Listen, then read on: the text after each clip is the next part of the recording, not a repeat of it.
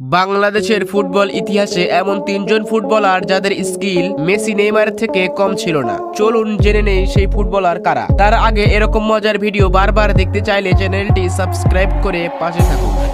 Number 3, Aminul হক।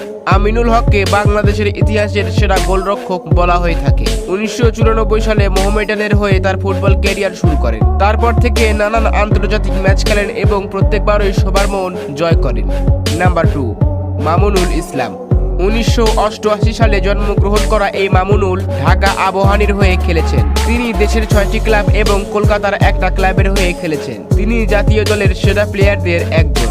Number 1, Jamal Bhuiyan. ডেনমার্কে জন্মগ্রহণ করা এই তারকা ফুটবলার 2013 সালে সাব চ্যাম্পিয়নশিপে আত্মপ্রকাশ করেন। যারা বাংলাদেশের ফুটবল নিয়ে খোঁজ খবর রাখেন তাদের কাছে জামাল ভুঁইয়া এক আইডল। এখানে অনেকের মনে প্রশ্ন আসবে হামজা চৌধুরীকে নিয়ে। আসলে এটা আমি করেছি অতীতের রেকর্ড থেকে, তাই হামজাকে এখানে তুলে ধরিনি।